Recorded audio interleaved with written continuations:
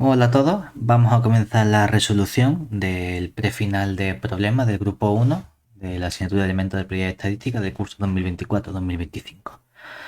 Este prefinal, la parte del problema, consta de dos ejercicios, los dos valen 5 puntos. En el primero nos dan dos urnas A y B donde tenemos esta situación, es decir, tenemos la siguiente situación.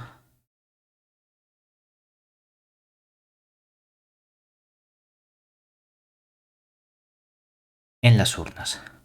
Por un lado, la urna A me están diciendo que contiene 3 bolas rojas. Vamos a poner, por ejemplo, 3 y R con un circulito para indicar las bolas rojas.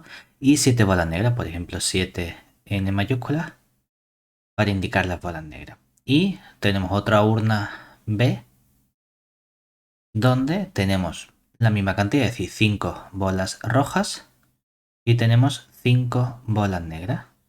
Lo que vamos a hacer es lanzar una moneda hasta obtener la primera cara. El número de lanzamientos realizados en total es menor que 3. Aquí hablamos del número de lanzamientos. Entonces, si llamamos X mayúscula al número de lanzamientos, tenemos que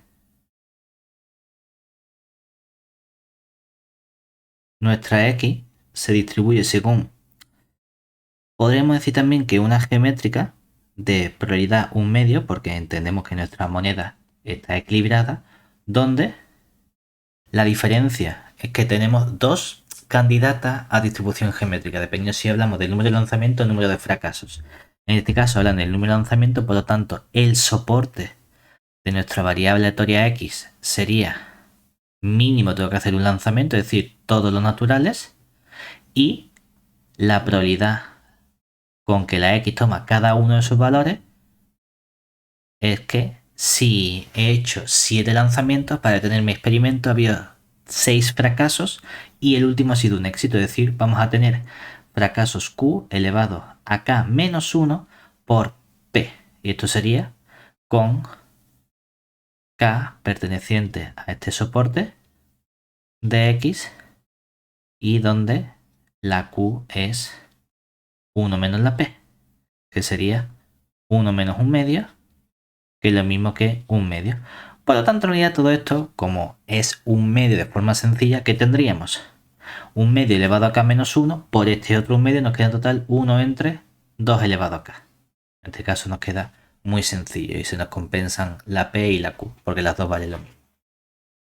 Vale, entonces, lo que me dicen ahora es que en este experimento es que cuando lanzamos, si el número de lanzamientos es menor que 3, extraemos las bolas de la urna A, y si el número de lanzamientos es mayor o igual que 3, extraemos las bolas de la urna B. Entonces, vamos a ver cómo elegimos cada urna. Es decir, en el apartado A nos piden obtener la probabilidad de que saquemos dos bolas negras. Es decir, podemos ponerle, por ejemplo, como negra circulito, N circulito. Claro, ¿qué ocurre? Que depende de en qué urna esté haciendo el experimento. Entonces, en el momento en el que tenemos un depende, vamos a aplicar la fórmula de la probabilidad total. Tenemos así que esto va a ser sacar las bolas negras si sabemos que estamos extrayendo de la urna A por la probabilidad con que extraemos de la urna A, o la otra situación posible es sacar las dos bolas negras sabiendo que lo extraemos de la urna B por la probabilidad que tenemos de la urna B. Entonces, con esta información vamos a calcular cada uno de estos elementos por separado, es decir, calculamos por separado las probabilidades que nos hacen falta. Vamos por separado por tenerlo más organizado, no porque estemos obligados. La probabilidad de la urna A, ¿qué sería? Cuando el número de lanzamientos es menor que 3, es decir, cuando la X, que mide el número de lanzamientos, toma un valor menos estricto que 3. Ya sabemos que nuestra X hemos dicho que el soporte que toma son los naturales, es decir, empiezan en el 1. Por lo tanto, tenemos aquí que esto es la probabilidad con que x toma el valor 1 más la probabilidad con que x toma el valor 2. Por lo tanto, nos quedaría simplemente un medio más 1 entre 2 al cuadrado, que sería un cuarto. Por lo tanto, tenemos un medio más un cuarto, que serían 3 cuartos. Claro, automáticamente la probabilidad de b va a ser la probabilidad con que la x toma valores mayores o iguales que 3, que es lo mismo que 1 menos la probabilidad con que x toma un valor menos estricto que 3, o simplemente un cuarto. Ya tenemos entonces la probabilidad con que extraemos de cada urna. Ahora bien, vamos a ver qué ocurre en cada una de las situaciones. Es decir, por otro lado, nuestra situación habíamos dicho era que teníamos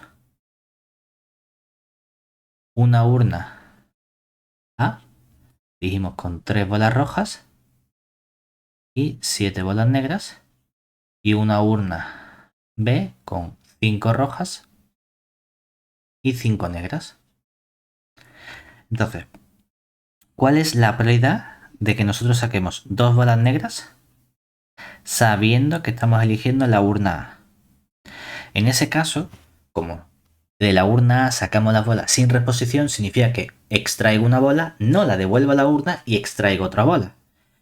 En ese aspecto me es indiferente que lo hagamos con combinatoria, porque el orden en el que traemos las bolas no nos afecta, o que lo hagamos con orden y especifiquemos. Es decir, que alguien dice, no, mira, es que a mí me gusta entender esto como que en total aplicamos nuestra regla de Laplace en esta parte, y lo que queremos es decir, de las 10 bolas que hay en la urna A, quiero sacar 2 bolas en total. Los casos favorables, que sería, tengo que sacar negra y negra. ¿Cuántas negras hay? Hay 7 bolas negras. Entonces, de las 7 bolas negras vamos a sacar 2. Por, de las 3 bolas rojas vamos a sacar 0. Que sí, que lo podemos expresar así. Entonces, ¿qué nos quedaría? Cuando tenemos esta parte, nos quedaría el número combinatorio, que sería 7 por 6 entre 2 factorial dividido entre 10 por 9 entre 2 factorial. Que obviamente cuando cancelamos este 2 factorial y 2 factorial, nos quedaría simplemente el 7 por 6 entre 10 por 9. Que es el mismo razonamiento que si dijésemos, no, mira, primero sacamos una bola, es decir, si hubiésemos razonado con el orden diciendo, esto sería la probabilidad de que la primera bola sea negra, y luego, sabiendo que he sacado una bola negra, ¿qué ocurre? De las 10 bolas que había, hay 7 negras, nos quedarían, como he sacado una bola y no la vuelvo a introducir, nos quedan efectivamente 9 bolas. Como he sacado una de las 7 negras, tenemos aquí entonces 6 bolas negras. Sacar la segunda bola negra sería, de las 9 bolas que quedan, solo me quedan 6 para elegir. En cualquier caso, me da igual qué tipo de razonamiento utilicemos, llegamos exactamente a la misma cuenta, ¿vale? Que lo podemos simplificar si queremos y decimos, a ver si lo simplificamos bien, aquí un 3 y un 3, entonces nos quedaría 14 entre 30, ¿vale? Claro, ¿qué ocurre cuando estudiamos la probabilidad de sacar bola negra y bola negra, pero de la urna B? También queremos aplicar Laplace. La única diferencia es que en la urna B sí que hay reposición. Es decir, saco una bola, veo el color, la vuelvo a introducir en la urna. Entonces siempre vamos a tener 10 bolas. No puedo hacer este razonamiento ahora de combinatoria porque no puedo sacar las 2 bolas de golpe. Entonces aquí lo que tenemos que decir es, cuando aplicamos Laplace, ¿cuál es la probabilidad de sacar la primera bola negra? Como tenemos 10 bolas en total, hay 5 negras. Vemos la bola, apuntamos el color y la volvemos a introducir. Entonces el experimento es el mismo. Es decir, para la segunda bola negra sería de nuevo, de las 10 bolas que hay, solamente hay 5 negras. Por lo tanto, esto simplificado nos queda 5 décimos, que sería un medio, o sea que nos queda en total un cuarto. Cuando ya tenemos toda la información, ¿cómo obtenemos entonces la probabilidad pedida? Es decir, por lo tanto, la probabilidad que nosotros nos piden de sacar las dos bolas negras sería simplemente la probabilidad, como aplicar la fórmula de probabilidad total, de sacar las dos bolas negras sabiendo que la hemos cogido de la urna A por la probabilidad de cogerla de la urna A más la probabilidad de sacar las dos bolas negras sabiendo que estamos en la urna B por la probabilidad de cogerlo de la urna B. O sea que teníamos aquí esta probabilidad de negra negra de la urna A nos ha quedado 14 partido de 30 por la probabilidad de A, creo que nos había quedado 3 cuartos, ¿no? Dijimos sí, 3 cuartos. Más la probabilidad de la urna negra, de negra negra de la urna B nos había quedado 1 cuarto por otro 1 cuarto. Cuando simplificamos todo esto, ¿qué nos quedaría? Si simplificamos esta parte de aquí, pues simplificando soy regulero. Del 14 nos queda un 2 por 7, lo puedo simplificar con este 7. Entonces nos quedaría 7 por 3, pero el 30 con el 3 se me simplifica, nos queda entonces arriba simplemente un 7, abajo nos queda un 10 y otro 2 nos queda entonces 20. 7 partido 20 y esta parte nos quedaría simplemente 1 partido 16. Mínimo común denominador sería 80. Entonces nos queda 80 multiplico por 4, 28. Aquí multiplico por 5. Todo entre 80 y nos queda entonces 33 partido de 80. Bueno, pues esta es nuestra probabilidad. Ahora en el apartado B, ¿qué ocurre? Me dicen, ya sabemos que se han extraído dos bolas negras. ¿Cuál es la probabilidad de que la urna elegida haya sido la urna A? Es decir, en el B nos piden calcular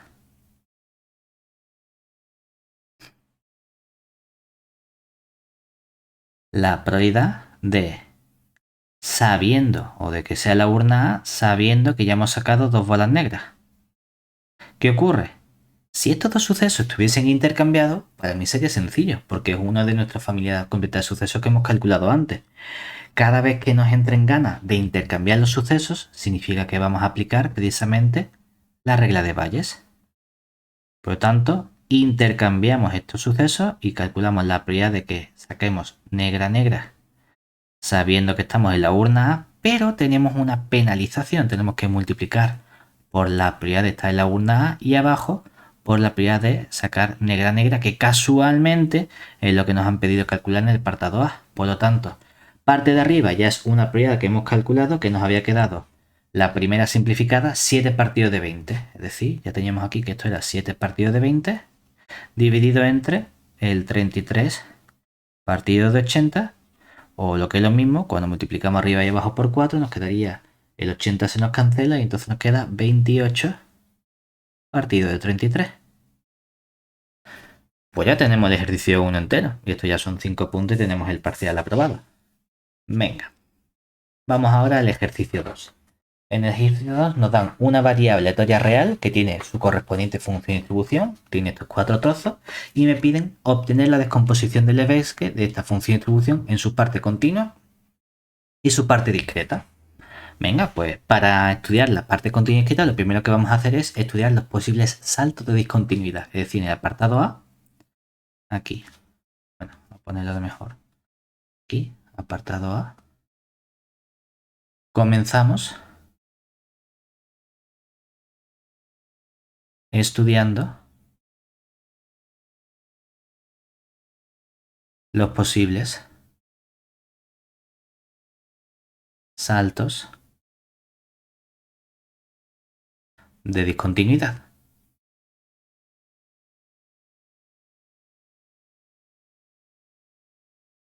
Para ello tenemos que estudiar primero. Tengo un posible candidato en el 0, en el 2, en el 3. Entonces decimos, venga, probabilidad con que x toma el valor 0.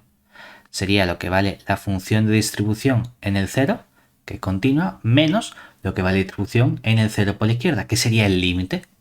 Justamente en el 0 tenemos aquí la igualdad, sustituimos, nos quedaría 1 menos elevado a menos 0, partido de 4, menos, hacemos el límite cuando la x tiende a 0 por la izquierda de esta cantidad, que sería 0 simplemente. elevado a 0 es 1, 1 menos 1 nos quedaría 0, entonces todo esto sería 0, lo cual significa que no tenemos un salto. Bueno, no pasa nada. Vamos a estudiar ahora la probabilidad con que x toma el valor 1. Mismo razonamiento. Lo que vale la función de distribución en el punto 1 menos nos acercamos por la izquierda. Justamente, perdón, punto 1 no, hemos dicho en el punto 2. Aquí tendríamos en el punto 2, punto 2, punto 2 por la izquierda. Justamente en el punto 2 la igualdad la tenemos aquí abajo, o sea que sería 2 menos elevado a menos 6 dividido entre 4. Le restamos lo que vale el límite por la izquierda. Si hacemos el límite por la izquierda, nos acercamos por este trozo de aquí, o sea que sería 1 menos elevado a menos 6 partido de 4. ¿Cuánto nos queda esto? Hombre, el elevado a menos 6 entre 4, elevado a menos 6 entre 4 se nos cancela aquí. Y entonces nos quedaría simplemente, ¿cuánto? Pues el 2 cuartos menos 1 cuarto, que sería 1 cuarto simplemente.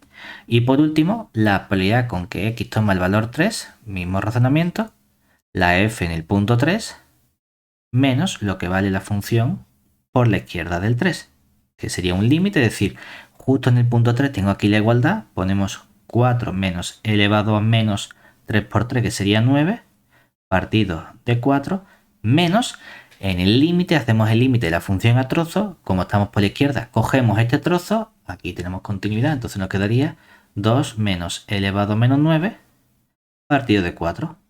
De nuevo, aunque tengo una exponencial fea, el elevado a menos 9, elevado a menos 9 se nos cancela y nos quedaría entonces el 4 cuartos menos 2 cuartos, que es lo mismo que 2 cuartos. Ya tenemos todos los puntos de discontinuidad, es decir, por lo tanto, lo primero que hacemos es llamar alfa a la suma de todos los saltos. Normalmente uno pone la suma donde efectivamente hay un salto positivo, pero que si queréis poner la probabilidad con que x tome el valor 0, la probabilidad con que x tome el valor 2, más la probabilidad con que x tome el valor 3 y tenéis que escribirla para nada porque sumamos 0, pues no pasa nada, no nos vamos a agobiar. Lo único que bueno, que esta es 0, no haría falta sumarla, esta vale 1 cuarto y esta nos queda 2 cuartos. Ponemos el 2 cuartos únicamente para no simplificarlo un medio y decir pues 0 más 1 cuarto más 2 cuartos sería 3 cuartos. Con esto ya podemos construir lo que sería la función auxiliar o función de salto. Es decir, ya podemos construir la función auxiliar o función de salto que denotamos como f tilde sub de x. Para esta sí que vamos a tener en cuenta los puntos donde hay una discontinuidad. Solamente ha habido discontinuidad en el punto 2 y en el punto 3. Por lo tanto, vamos a estudiar cuánto vale antes del primer salto, que serían 2. Ahí vale 0. Entre el primer salto y el siguiente sería calcular lo que vale este salto, que sería, hemos dicho, 1 cuarto. Y del siguiente salto en adelante teníamos que sumar los dos saltos. ¿Cuánto suman los dos saltos? 1 cuarto más 2 cuartos, justamente el alfa, que sería 3 cuartos. ¿Por qué es una función auxiliar? Porque verifica prácticamente todas las propiedades de la función de distribución discreta o escalonada, salvo que el límite por la derecha en el infinito valga 1, vale 1 cuarto, 3 cuartos. ¿Cómo la ajustamos? Tenemos que dividir entre el alfa, es decir, por lo tanto, la parte discreta sería precisamente la f sub x de como 1 partido por alfa por esa función auxiliar f tilde d. Es decir, tenemos aquí una función que tiene 3 trozos. Si x es menor que 2, si 2 es menor o igual que x menor que 3 y si la x es mayor o igual que 3. 0 entre 3 cuartos va a ser 0, 3 cuartos entre 3 cuartos va a ser 1, ya lo hemos arreglado y aquí cuando hagamos el 1 cuarto entre el 3 cuartos, se nos cancela los cuartos y nos queda simplemente un tercio. Pues esta es nuestra función de distribución discreta. De hecho, de aquí que podemos sacar que entonces el soporte de la variable aleatoria discreta x sub d, ¿cuál sería? Tenemos que analizar los puntos en los que hay un salto de probabilidad, ¿verdad? Hay un salto en el punto 2 y hay un salto en el punto 3. El soporte toma estos dos valores y además sabemos la probabilidad con que toma cada uno de esos dos valores en nuestra variable aleatoria discreta. Sería cuánto hay del 2 al 3. El salto en el 2 sería de 0 a 1/3 hay precisamente 1/3. Oye, que sabemos que entonces la probabilidad con que la x sub d toma el valor 3, como las dos tienen que sumar 1, debería ser 2/3, pero sería la diferencia que hay del salto en el 3. Es decir, del 1 al 1/3 hay precisamente 2/3. Pues ahí tenemos tanto la función de distribución como el soporte como la función de probabilidad correspondiente asociada. Vamos a ver cómo sacamos la función f sub c. Hombre, ya de la exposición de Beque lo tenemos todo, porque sabemos que el teorema de descomposición de Lebesgue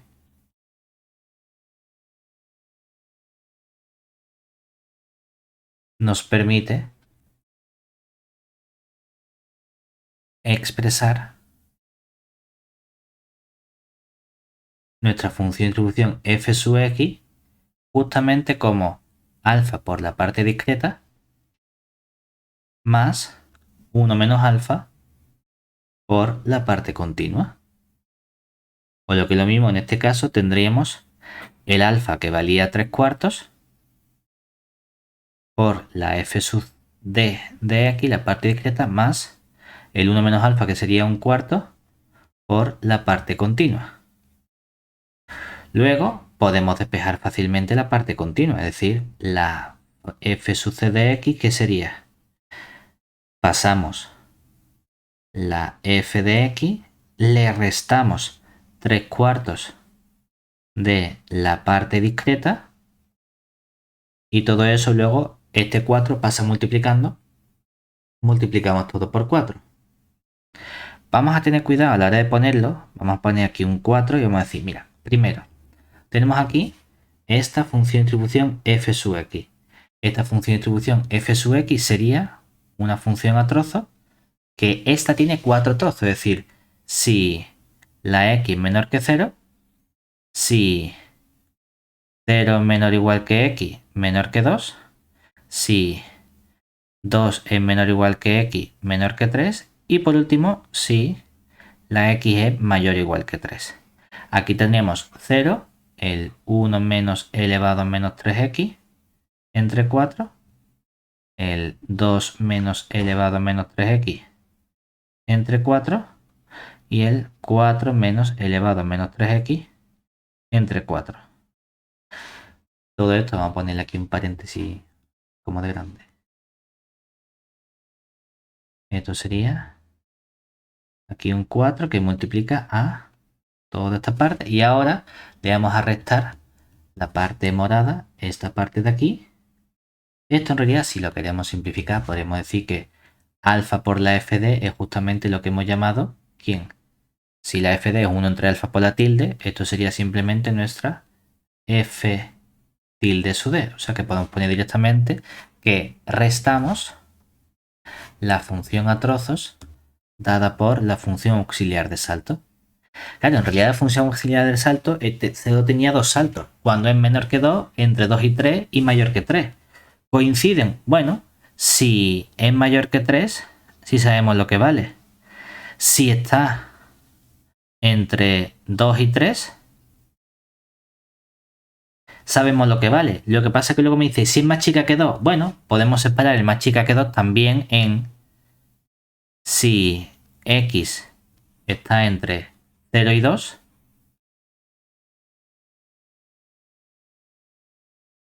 y si la x es más chica que 0, que realmente toda esta parte que tenemos aquí sería nuestra parte que teníamos antes definida simplemente como x más chica que 2. ¿Cuánto vale la función f tilde si la x más chica que 2? Vale 0, por tanto pondremos 0 y 0. ¿Cuánto vale entre 2 y 3? Vale un cuarto, pues aquí ponemos el un cuarto. Y entre mayor que 3 valdría 3 cuartos. Epa, y 3 cuartos. ¿Qué ocurre entonces cuando nosotros simplificamos esta expresión? Nos quedaría entonces 0 menos 0, que sería 0. Luego tenemos un cuarto menos 0. Un cuarto menos 0 nos va a quedar un cuarto, es decir, vamos a poner aquí primero que esto es 0 si la x es más chica que 0. Pero cuando cojo el 4 y lo multiplico por un cuarto, se nos cancela, nos quedaría 1 menos elevado a menos 3x. En principio, si la x es mayor o igual que 0 y menor que 2. Pero ¿qué ocurre entre 2 y 3? 2 cuartos menos un cuarto, nos queda un cuarto. Un cuarto por 4 nos queda otra vez 1 menos elevado a menos 3x. Anda. ¿Y qué pasa justamente en este último trozo? Que el 4 cuartos menos 3 cuartos nos quedaría de nuevo un cuarto, y un cuarto por 4 es otra vez 1. Por lo tanto nos queda en estos tres trozos siempre 1 menos elevado a menos 3x. Siempre que la x sea mayor o igual que 0. Podríamos parar aquí, pero es que esta función de distribución es la función de distribución de una variable aleatoria concreta. Es decir, observemos que hemos obtenido así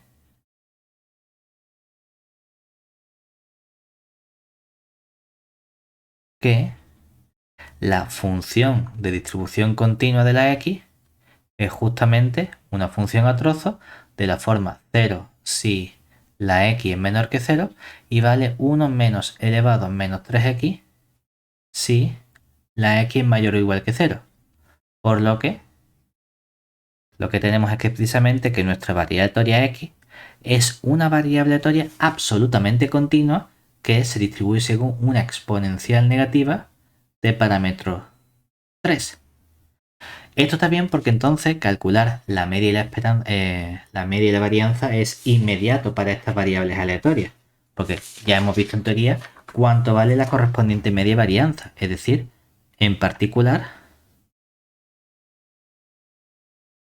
tenemos que la esperanza de la x sub c sería 1 partido 3 y la varianza de la x sub c sería 1 partido 3 al cuadrado, que es simplemente un noveno. Bueno, aquí me piden calcular la esperanza tanto de la parte continua como de discreta como de la variable total. La parte continua es inmediata, tenemos ya que vale un tercio. ¿Cómo sacamos la esperanza de la parte discreta? Utilizando los valores que toma y la probabilidad con que toma cada uno de esos valores. Es decir, en el B tenemos que la esperanza de la parte discreta x sub d, por definición sería la suma de los valores k que toma nuestra variable en su soporte, xd, por la probabilidad con que toma cada uno de esos valores. Claro que en este caso sería, es que toma el valor 2 con probabilidad xd igual a 2 y toma el valor 3 con la probabilidad correspondiente. ¿Qué probabilidades hemos obtenido? Pues hemos visto que la probabilidad con que toma el valor 2 es simplemente, ¿dónde estaba? Un tercio. Y la probabilidad con que toma el valor 3 es 2 tercios. Cuando lo simplificamos nos quedaría 2 tercios, 6 tercios, en total nos quedaría 8 tercios. Sabiendo esto, ¿cómo sacamos la esperanza de la variable completa? Gracias al teorema de descomposición de Lebesgue. Es decir, lo que sabemos es que mi x se descompone como alfa por la parte discreta más 1 menos alfa por la parte continua. Por lo tanto, como la esperanza es lineal, la esperanza de la variable aleatoria x la puedo descomponer también como alfa por la esperanza de la parte discreta más 1 menos alfa por la esperanza de la parte continua. La esperanza de la parte continua no nos ha hecho falta calcularla, nos quedaría simplemente el alfa, que serían 3 cuartos, por la esperanza de la parte discreta, que sería 8 tercios, más el 1 menos alfa, que sería 1 cuarto, por la esperanza de la parte continua, que es 1 tercio. ¿Qué simplificado que nos quedaría? Nos queda simplemente... a ver si no me equivoco. El 3 con el 3 lo cancelamos. El 8 entre el 4 nos quedaría 2. Entonces nos quedaría 2 más 1 doceavo. Y 2 más 1 doceavo es lo mismo que multiplicamos por 12, 24 doceavos. Es decir, nos queda en total 25 doceavos para la esperanza de la variable aleatoria x completa. Para la varianza, como la varianza no es lineal, no podemos estudiar la varianza de x de este modo. Por eso solo me piden la varianza de la parte continua, que ya la tenemos aquí, y la varianza de la parte discreta. Es decir, en el C, realmente, en el C, tan solo nos falta obtener la varianza de la parte discreta, para lo cual calculamos primero